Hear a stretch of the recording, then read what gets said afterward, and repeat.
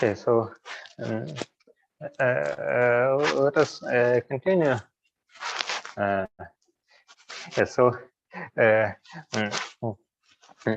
now I would like to get something of this kind for any wave function.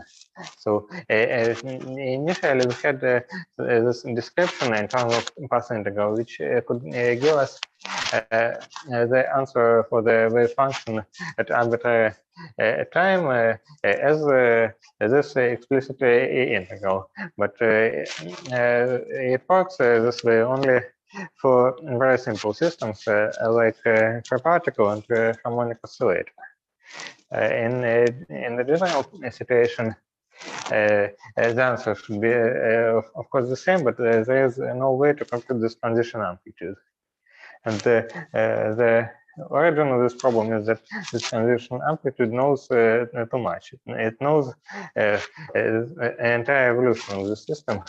So if someone gave you some initial wave function, then you can compute it at any moment of time.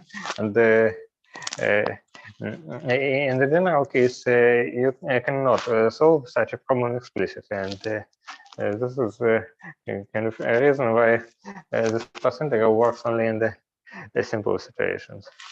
But I want to tell about the equivalent description of this evolution, which is given not in terms of this path integral and transition amplitude, but in terms of a differential equation of this kind. It's called it will be called the Schrödinger equation. Okay, so let me maybe erase this blackboard.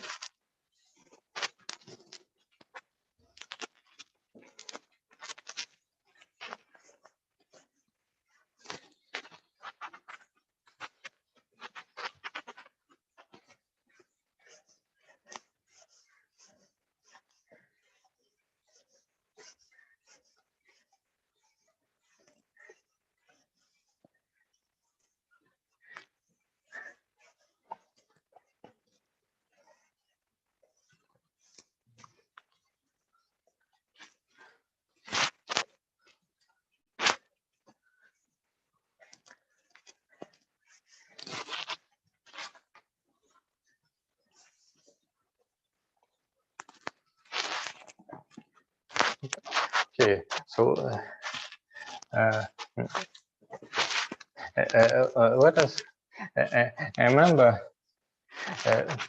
what is this kernel. So we want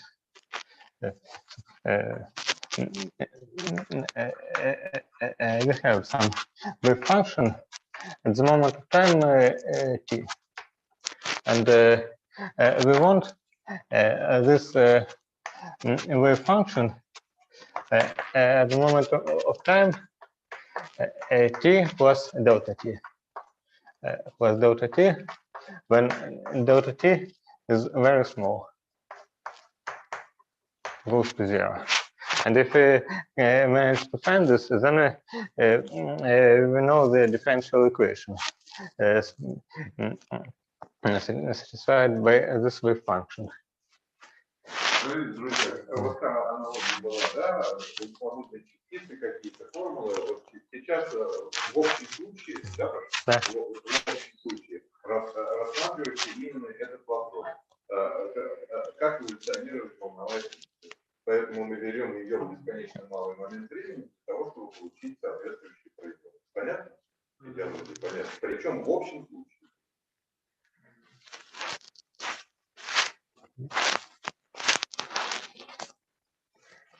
Okay, so and now if this delta t is very small, then we can take just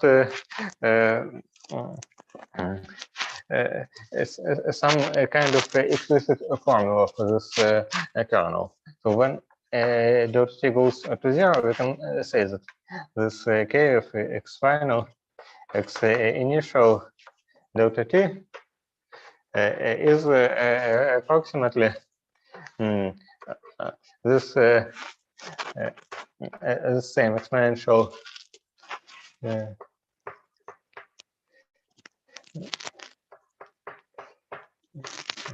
and corresponding to kinetic energy term in the action x final minus x initial plus minus I over h bar or I over 2 h bar, and u of x. Sorry, yeah, thank you.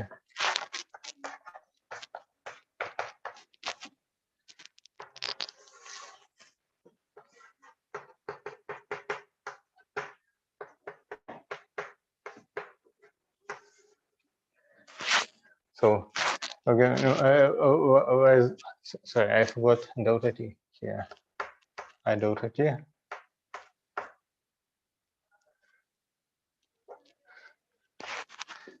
So why is it so?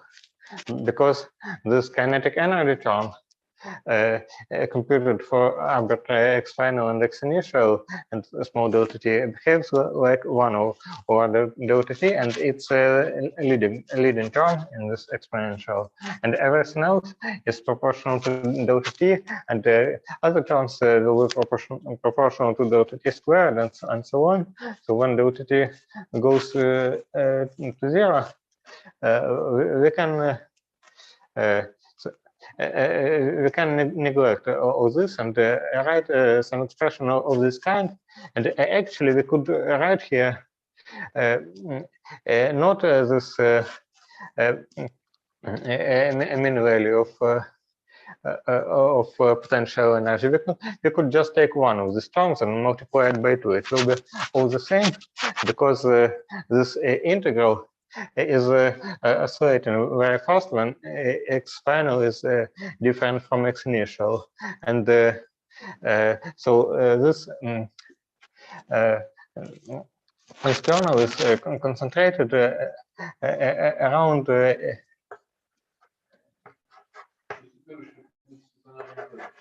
Yes. Yeah.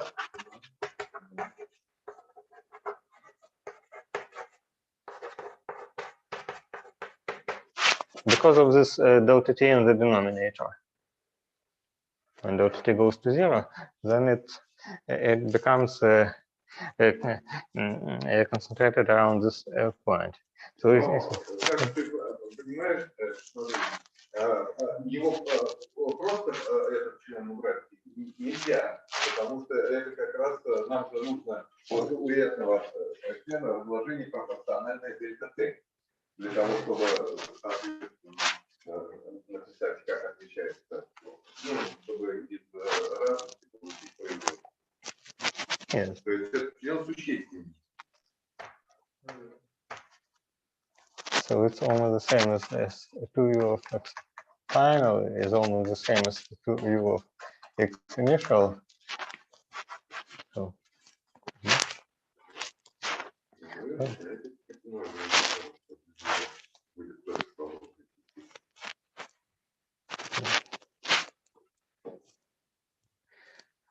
Okay, so now let us try to compute this integral. So we want psi of x t plus delta t. It equals to the integral. So x is the same as x final. Maybe let me introduce. No, let's not do this. So we have an integral over dx initial e to the power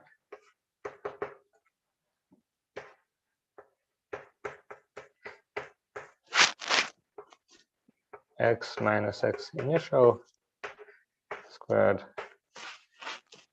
minus I delta t over h bar.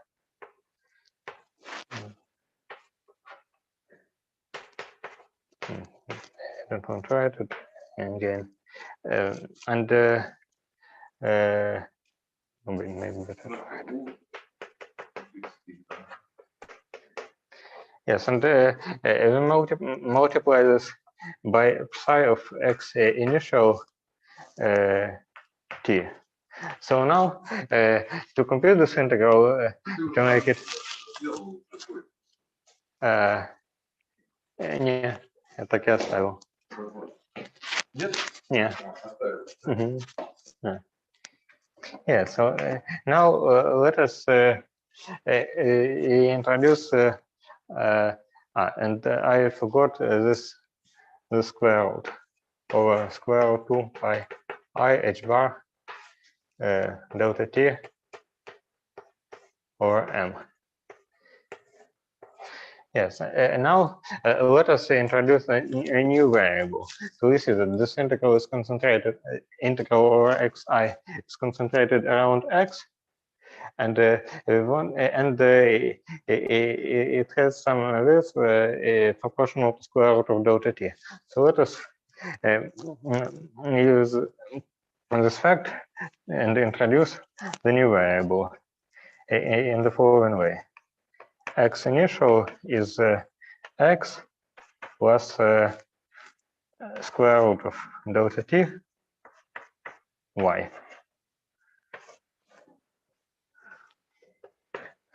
And what happens? We have dy over the square root of pi h bar over m, as delta t is cancelled. Yes.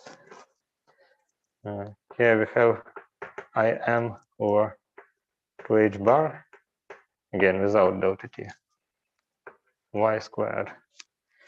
And here we have minus I delta t over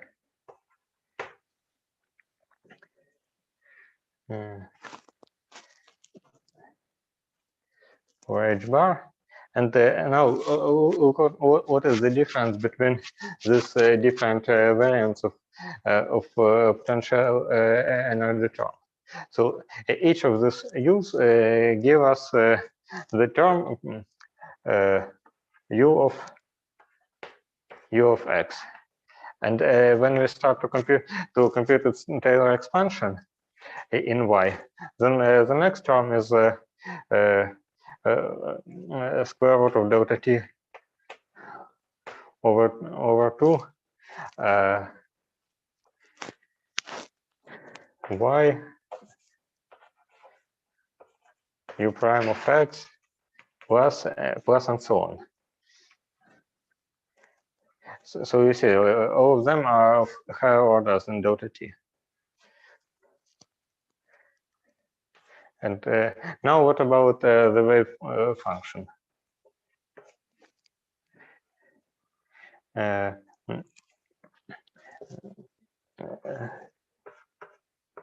is just psi of x plus first order term, square root of delta t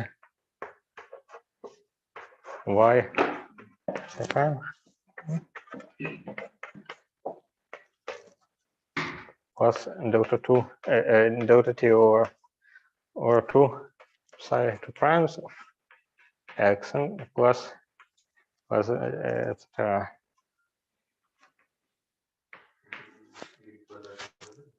Спасибо. Thank you. Y squared.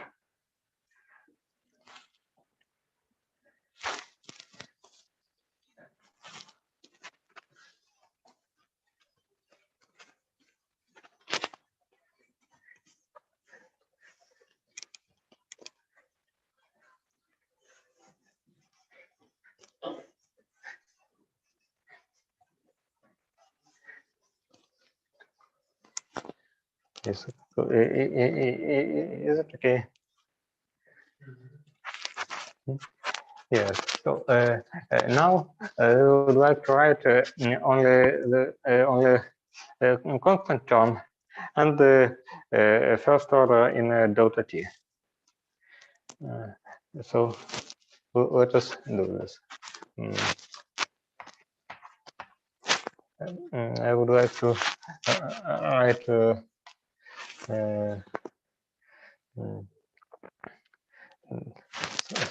some common factor n exponential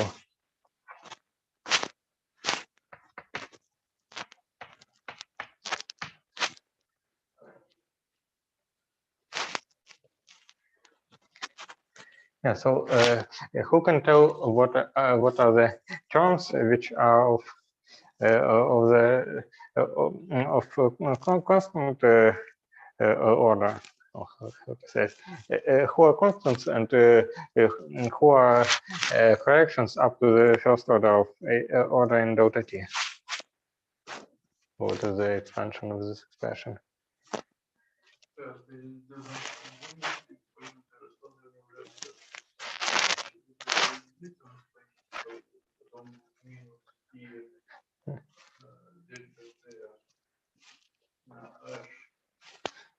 No, there are two factors. What happens when we multiply them and find all relevant terms?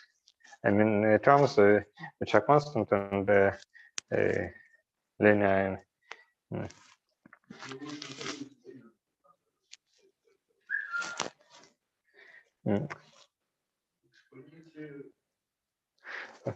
Well, let me write down the answer and then let's discuss it. So, if you want constant term, who is constant here?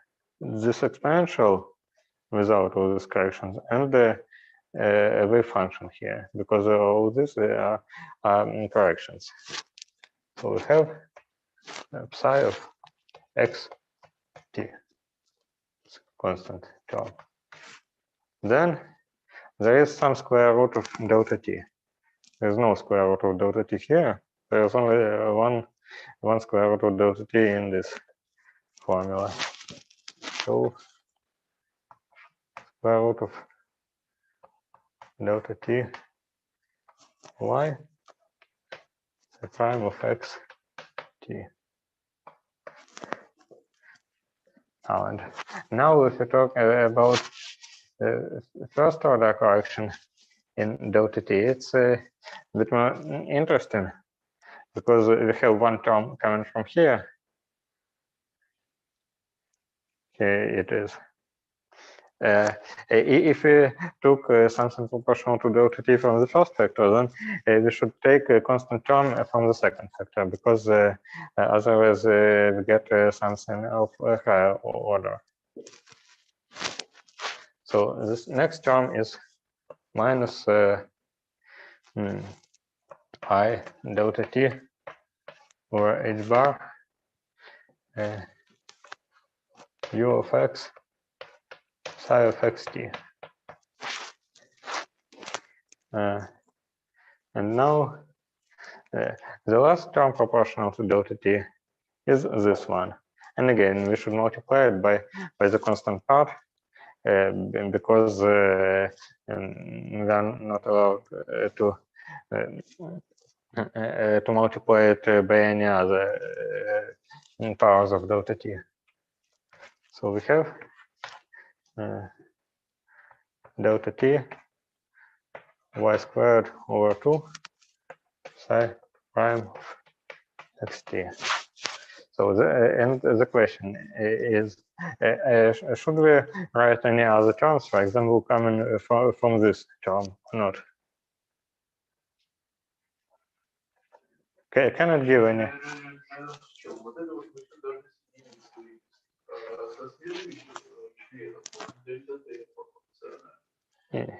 Какой следующий? Да. Ну, то есть это... Ну да, в смысле, что ему больше не с кем встретиться. Ну, все.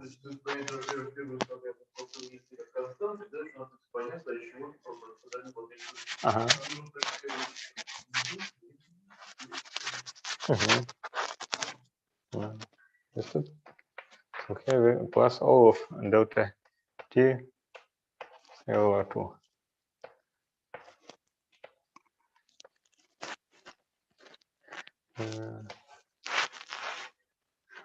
Okay. So now we need to complete this integral.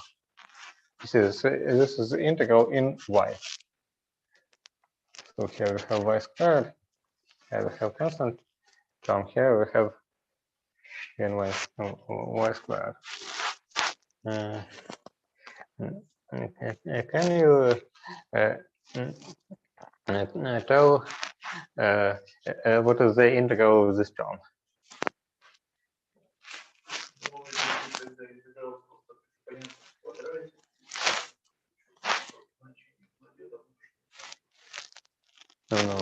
Ноль. Ноль. Sorry, я не услышал. Нулю равен. Ага.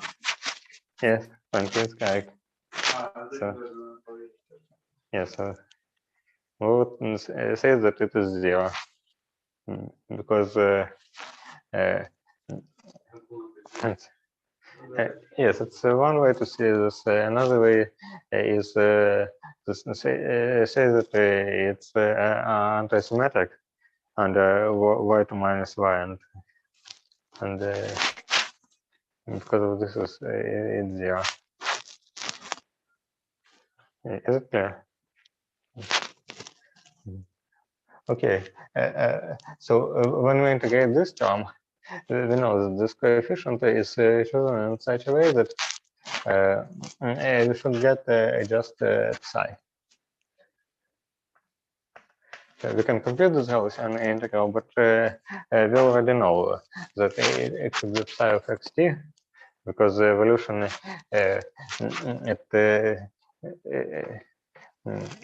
evolution is 0 time should be trivial.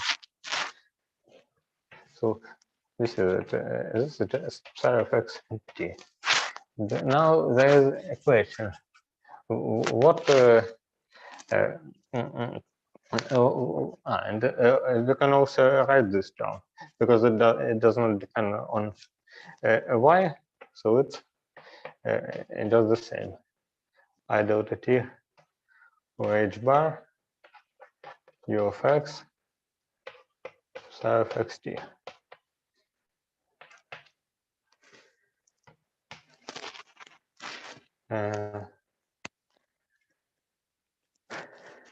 Yes, and now we need to compute this integral with y squared.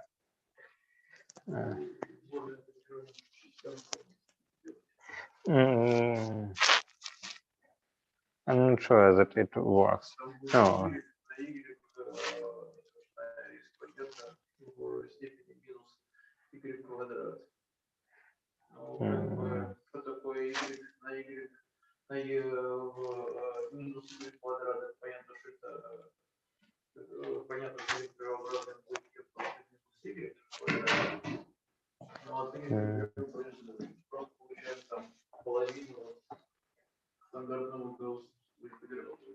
No.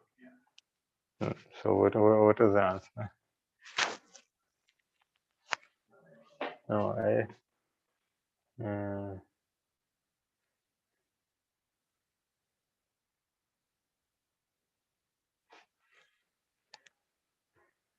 maybe I don't understand. How do you want to compute this? Let me write this.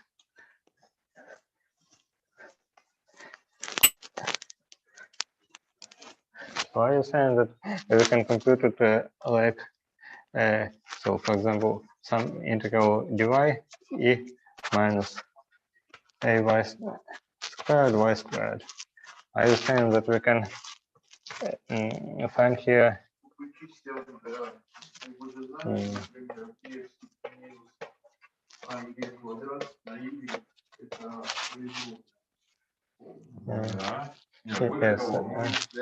Помните, когда был кусок про континуальный интеграл, мы вычисляли вообще корреляцию вот таких произведений интеграла от таких произведений.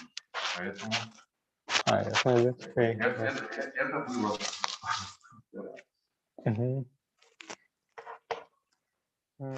So it is another 2a. А что не дифференцируем по параметрам? Ну, не знаю, так захотелось. Да. Понятно. Ну, я вот не думал, что его так можно считать, можно, оказывается.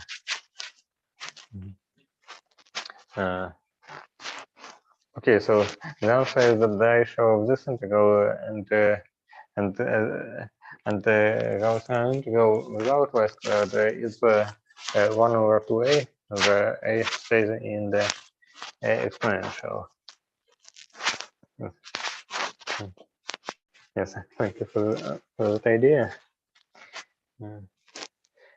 And yes, when we look here, then a is who is a? A is minus im over 2h bar, and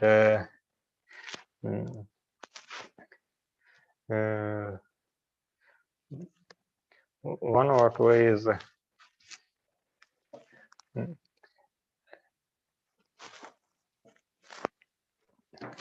I h bar over m, I think.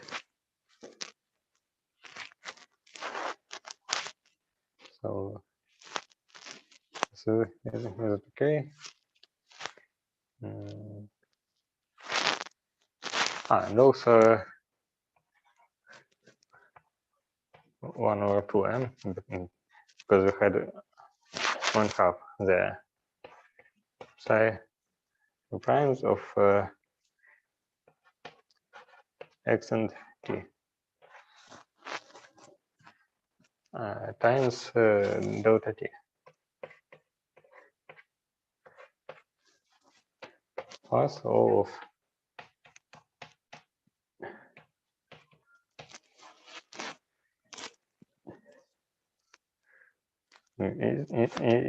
is okay. Понимание есть? А? Нет, здесь важно, между прочим, это не плюс-минус. Плюс-минус это можно всегда восстановить. Здесь важно понимание, какая О от единицы большое или О от дельта Т.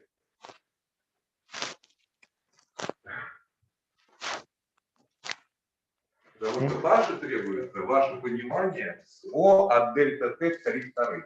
Поэтому если это понимание О от дельта Т, тогда нужно задавать вопросы и выяснять.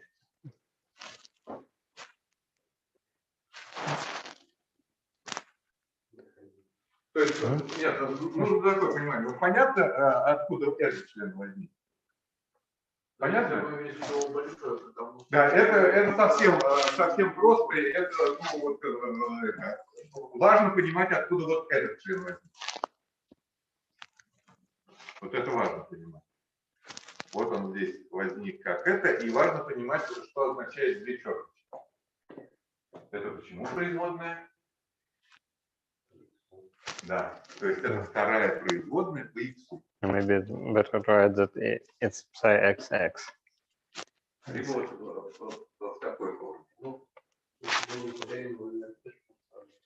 Нет, вот важно,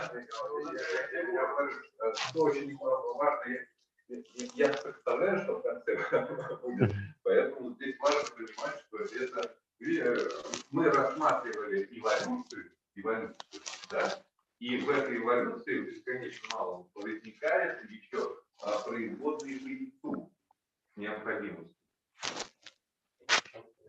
А? Причем вторые, да.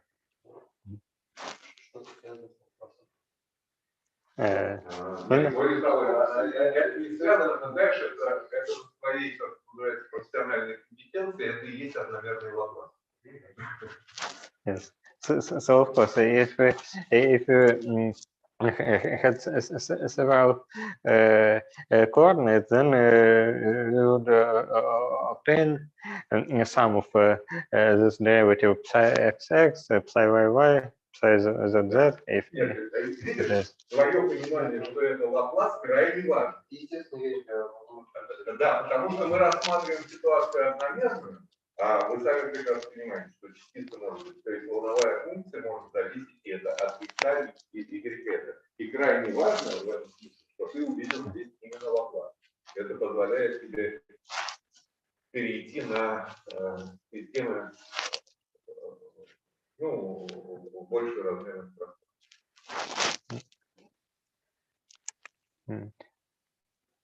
Okay, so looking at this formula, we can write down explicitly that psi t, time derivative of psi x t is minus I delta t over h bar u of x.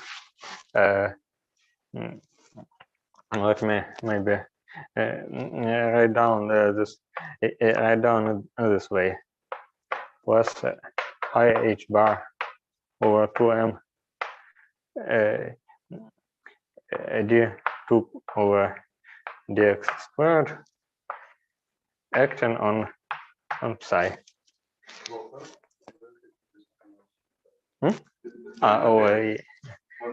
Yes. Thank you. Yes, now no square.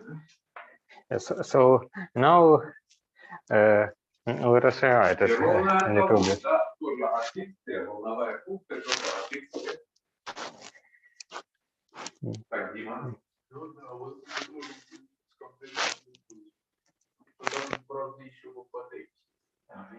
Ну, честно тебе скажу, в уравнении по матфизике, вот есть такое уравнение матфизики. Вот это уравнение называется уравнение. Ну, просто по аналогии, да, потому что инвольс называется именно. Нет, оно прям уравнение, оно называется уравнение. Это подобных вещах осложнено.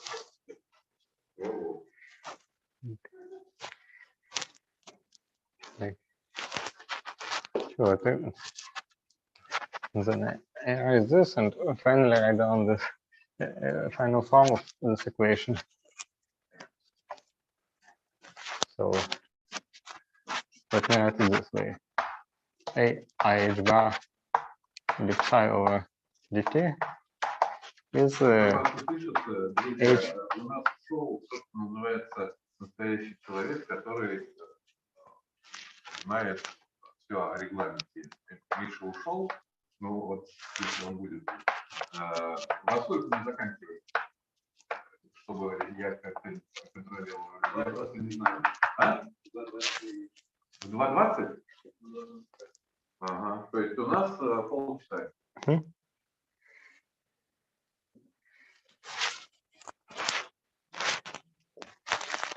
Okay, so I wrote some h hat, and who can tell what is h hat? Да, друзья. Who can do? Нет, смотрите, мы работаем, дошли до того, что мы работаем здесь в этом пространстве. Да? В этом пространстве можно определить операцию? Что они делают? Они элементы переводят в элементы. Паша получил вот такую формулу. Вот такую формулу. И определил... ты сейчас прекрасно. Формула для него какая. Что делает этот объект? Вот этот объект, который Паша, он состояние переходит в состояние G. Да? Поэтому это что? Это оператор. Более того, какой? Нет, это об этом тоже пока есть. Какой? Главное его свойство. Линейный. Абсолютно верно.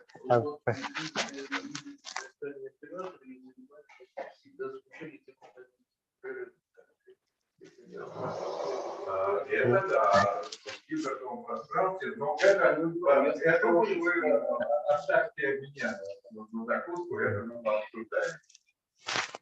Единственная вещь, которую нужно понимать, что есть операторы, да, эти дифференциальные, они действуют не на всем гиперном пространстве.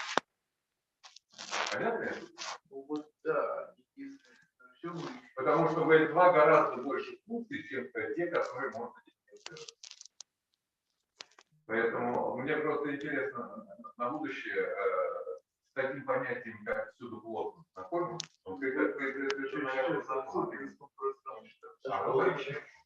Отлично. Тогда все нормально.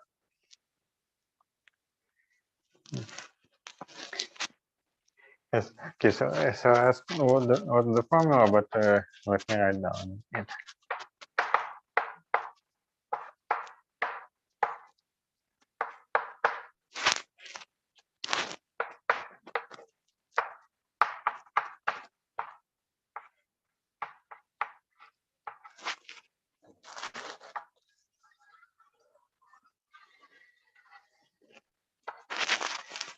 Actually, it should remind something.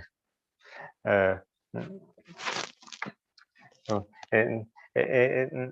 namely, if I will justify this formula, but let us put for a moment, let us define for a moment some operator p, which is minus I h bar dy dx.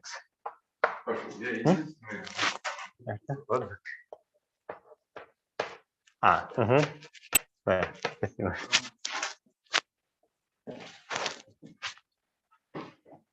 Это не рассуждение, это фактаж велик. Yes. Okay. So then this operator has this form.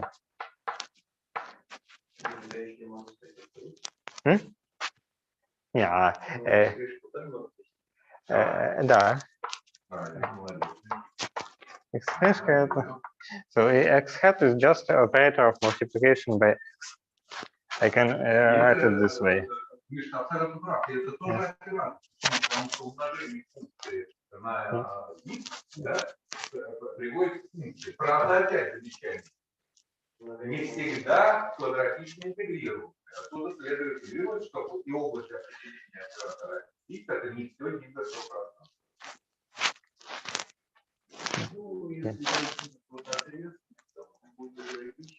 But it will this operator will be bounded by this will not be same. Это мы все вопросы обсуждаем. This one will not be self-adjoint on the segment. Yes, in this case. No,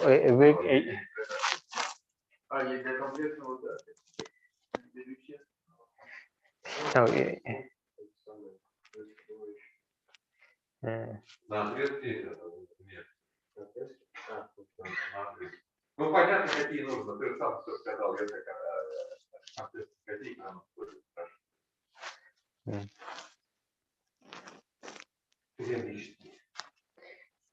Yes, it's for momentum, and not for the Hamiltonian. So you cannot make momentum self-adjoint on just on a segment without periodic boundary conditions. But if you care about, if you care only about the Hamiltonian, then there are more options. So there are more cases where when p squared is self-adjoint. So all this the entire claim name and so on primary conditions are applicable to this to the Hamiltonian, not for elemental operator.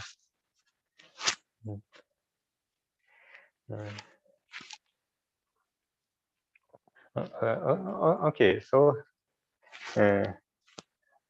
Ну что-то вам это напоминает?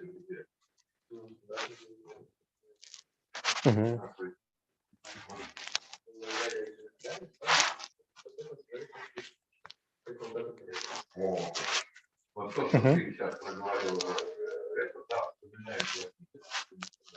И это вот некая историческая процедура под названием квантование классических теорий, которая в данном конкретном случае звучит так. Взяли классический гамильтониан и отвязали.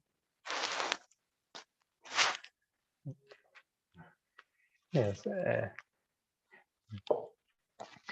Okay, so now let us talk about operators for some time. Yes. So there will rise this.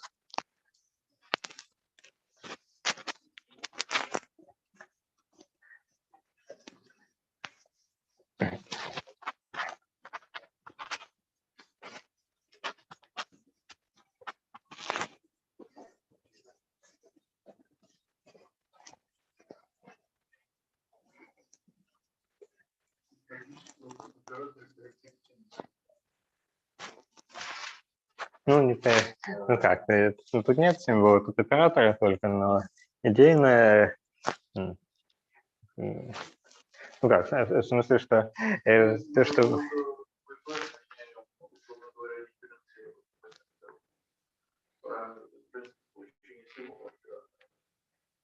Ну, ну, символ это что-то живущее в классической механике, просто функция от p и x, обычная от коммутирующих переменных. У нас такого не было. Мы знаем квантовую механику, вообще не знаем. И есть вот оператор, вот для того, чтобы получить классическую механику, нужно перейти к символу. И этот символ крайне простой. Оператор p на как аргумент p, а оператор x на аргумент. И как раз символ это классическая теория. Вот да.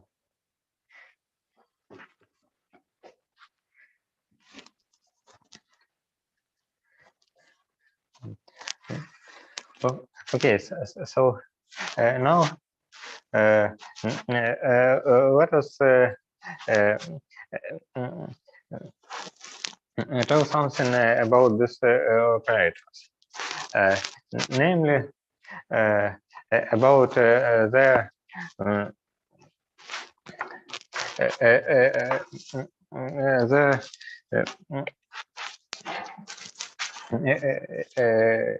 average values on the state of our system. So if we want to compute some average of x, I don't know how to say it better. So let us just write some definition which comes from the common sense. If you want to compute the average value of coordinate, then what we do? We just take the integral from minus infinity to plus infinity of a probability density.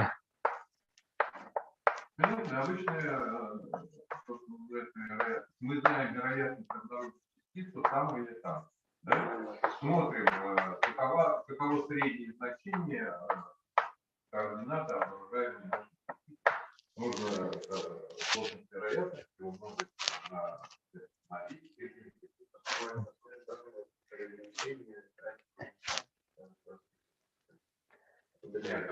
ну, смотри, в данном случае это средний оператор. Смотри, вот... наблюдаем, а не оператор. Нет, вот как раз мы об этом будем говорить подробнее, обязательно. Но, друзья, смотрите, наблюдаемое, что это такое? Это название той или иной величины. Так вот, просто определение на замешан. Операторы и есть наблюдаемые. С точки зрения эксперимента мы можем наблюдать. Нет, а вот с точки зрения эксперимента это как раз сопоставление наблюдаемых и состояний. Понимаешь, ты же можешь говорить, например, в эксперименте что-то, да, о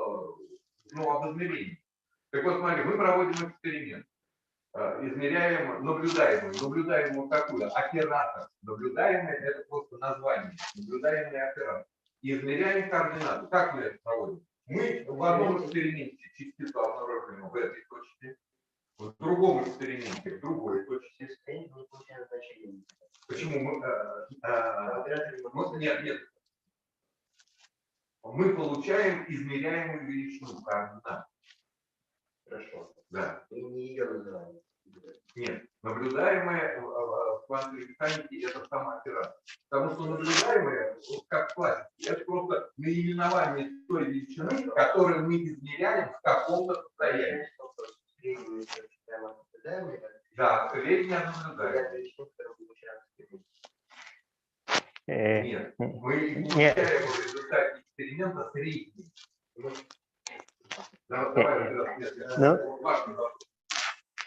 Yes, and как бы, so there are different questions. The first question is the following. So we tried to measure the coordinate of our particle, and how can we do this? So we have this particle moving on the spheral line somewhere. Then at some moment we turn on, I don't know, some very strong potential which separates this line into such small pieces, so they can be as small as we wish. And after this particle stops moving and can be found localized in some segment. Then we check it. Частицы может попасть в это. И мы разделили области, которым точно можно сказать, что сюда попало. Помните это первоначально? Yes, and then we look for our particle, and after we find it in some segment, we know what is the probability to find particle there. It's absolute value of psi squared times times the length of this interval. So this is how the measurement of coordinate works. And now, once, so if we repeat this experiment with the same wave function many times, then I think we should take it as if we had to take as an axiom that probability to find particle here is absolute value of psi squared times the size of the integrals. So yes, if we repeat this experiment many times, then we will find this particle in different positions and so on. And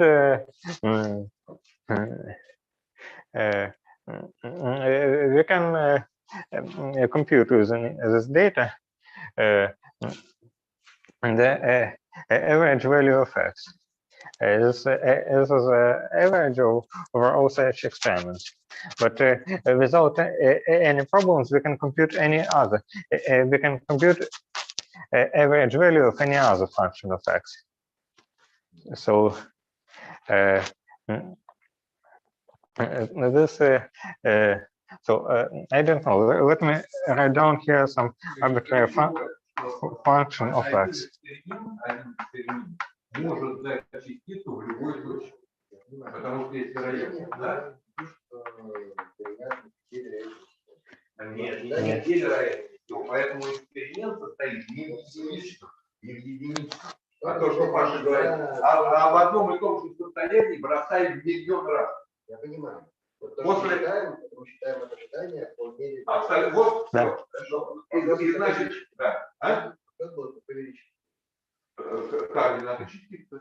Ну, или f от x можно произвольно. Это не совсем координаты частицы. А теперь тебе Паша показывает, как, зная координаты, получать среднее значение координат. Давайте вот так напишу. Let me write it this way first. So now there are no questions. Yes? Okay, and now let us try to rewrite it in such a way that the presence of this coordinate operator becomes obvious. So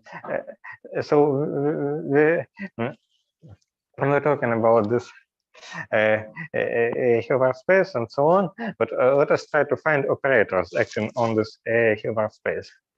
Namely, let us do some very, very stupid rewriting of this integral.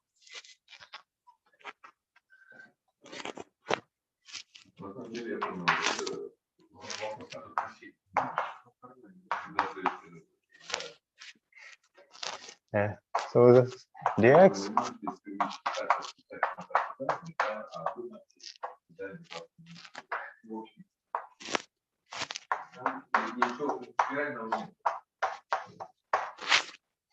okay, if you write it this way, then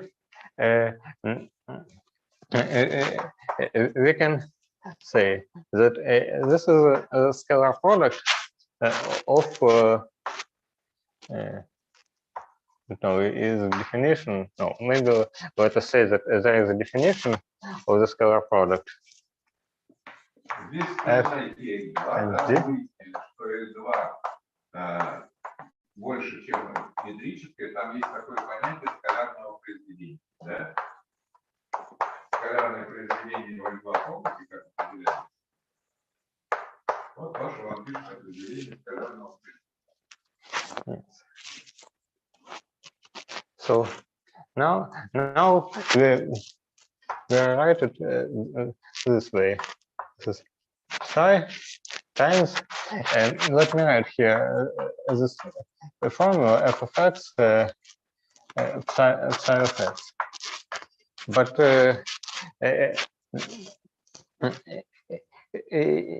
what is this procedure when we take some function line in the Hilbert space and multiply it by some other fixed function f? This is some linear procedure, so it's linear in psi. So this is the action of the operator. And this operator is f of x hat.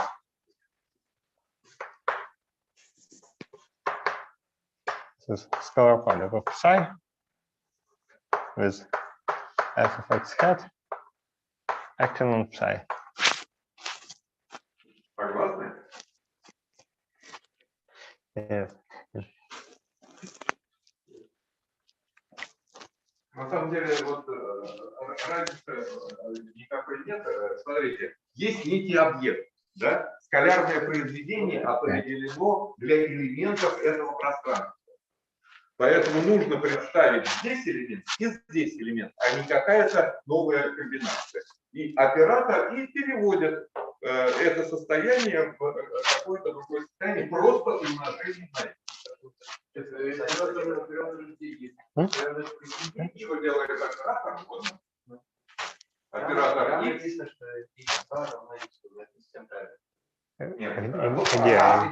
Правильно. Пишу правильное определение. Есть состояние, даже абстрактное не пишу, будем писать, есть состояние, которое функция. Оператор X действует на состояние X следующим образом, как оператор просто умножения.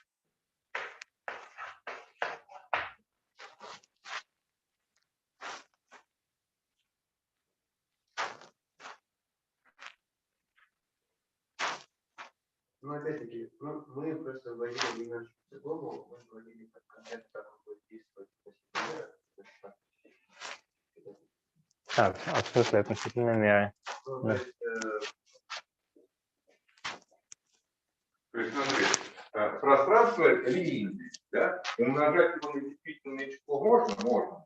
X принадлежит действительному числу, поэтому оператор X действует на состояние, как умножение на число в этом представлении, как умножение на число некого состояния. Переводит состояние? Переводит. Но опять-таки в области определения. Без L2 никуда не уходит.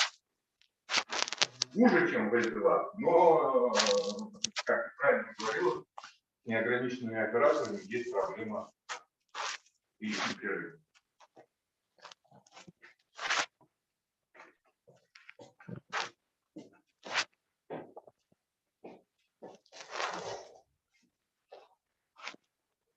То есть оператор действует на полномочия.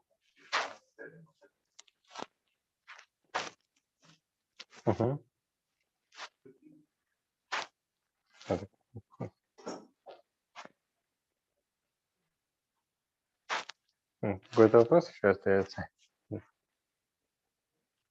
Да. Yeah, so about notation. This is so-called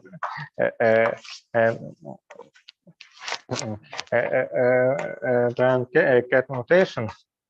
I don't remember who is who, but this is written this way. And if we have some operator acting here, we can just put it in between. It is psi f of x psi.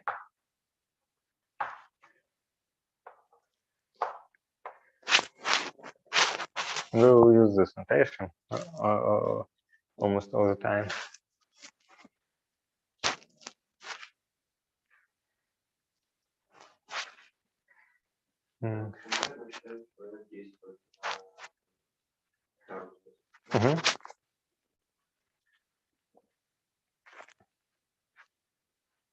Вот тут читается скалярное произведение. Тут читается скалярное произведение. Так. Yes. So.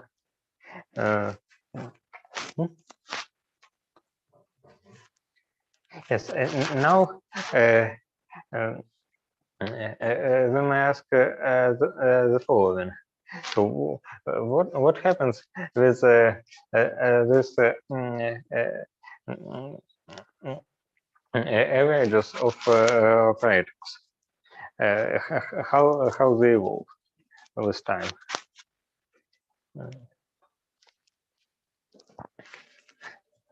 So.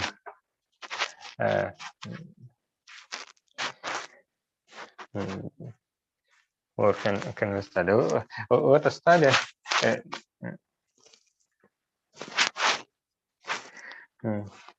So suppose that we have some operator A, and this average value of this operator A is something like this. We have the function which depends on time, and so let us think initially that this A is just X, but we will see what else appears in such kind of formulas. So let us think first about X. So yes.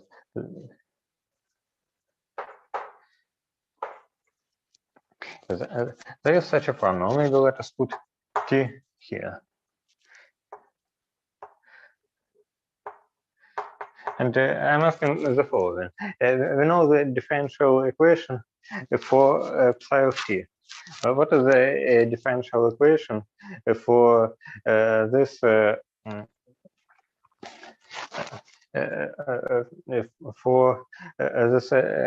average value of X? To start with.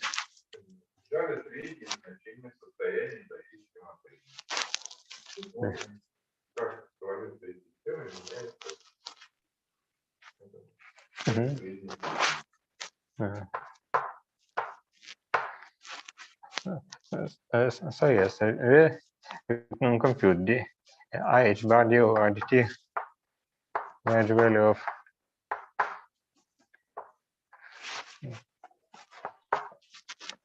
A, and it equals to the following.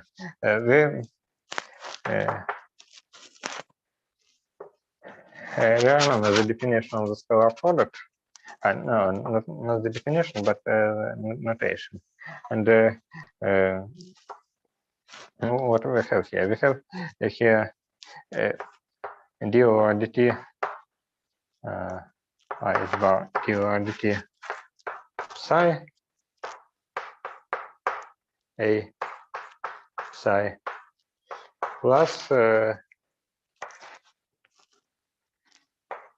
psi a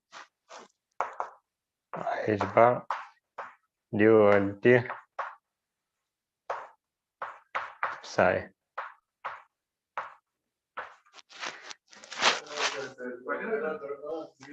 Да. Yes, we take. Yes, let us think that it's just coordinate.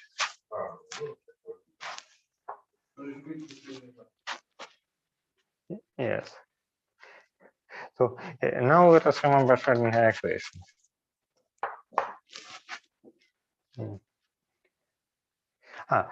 Sorry.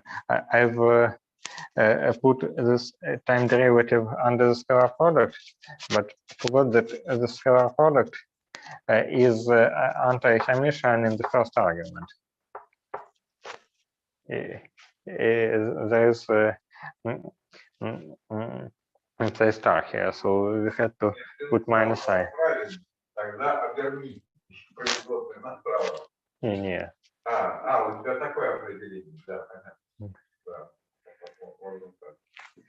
Okay, so now let us remember the Schrödinger equation. So here we have minus h bar psi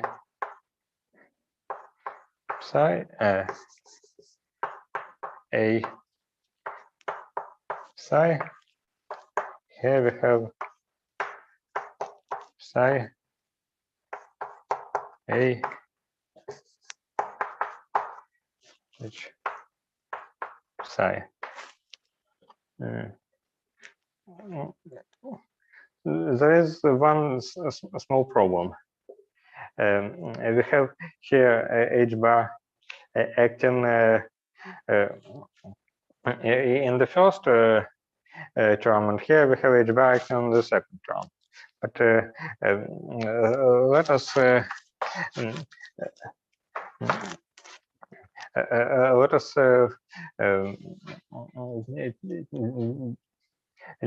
just write by definition what is the corresponding operator which can be put here.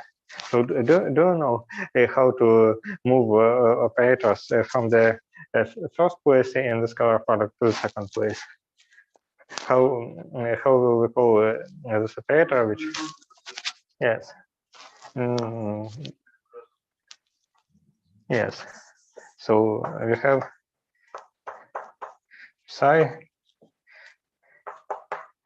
h Hermitianly conjugated a psi plus psi a h psi. Okay, so Ну, формально время. No, сейчас. So let me say just one word that in our case да. Yeah, so in our case and in all actual physical systems, Hamiltonian is at least Hermitian, but maybe it's better to say that it's self-adjoint. Более того, Дима, судя по тому, что ты говорил, можешь ли ты проверить вот это утверждение для того оператора, который выйдет? Сейчас, да. Просто интегрируем чисто. Да, ключевое слово понятно. Да? То есть есть определение и это. Но это можно рассматривать в качестве задания, которое я там делал. А ответ вот такой вот. Введено новое понятие. Вам это понятие понятно? Вот просто что написано. Это не то, в данном случае, что это такое? Ну, вот смотри, разница не написано. Что вот эти скобки и два оператора, что это такое? Конечно. Из равенства следует скобки. Конечно.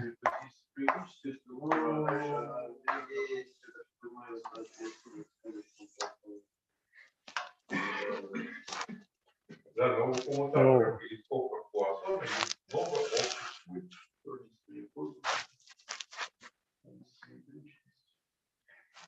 Ну да, в смысле, что скобки Пуассона это h2 к нулю предел. Ну, не, ну мы этого сейчас не будем делать. Но вообще действительно, сейчас из x и p можно собрать.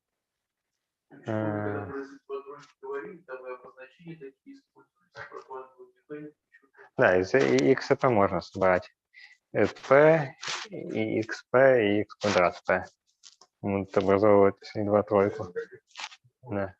Нет, ну это обычная задача. То есть из-за крестов можно, квадратические комбинации.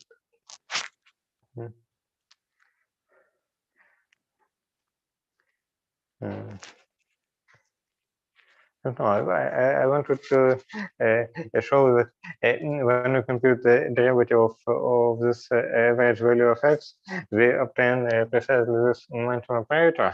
But maybe it's better to leave it for the next time.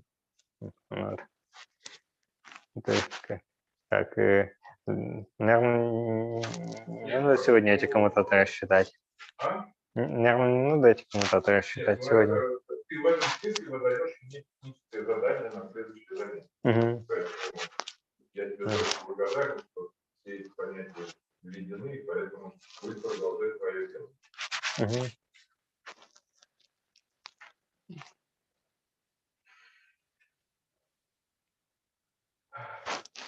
Вопросы, друзья? Паш, большое тебе спасибо за этот курс. Курс мне, например, очень нравится. Он, к сожалению, он не сумел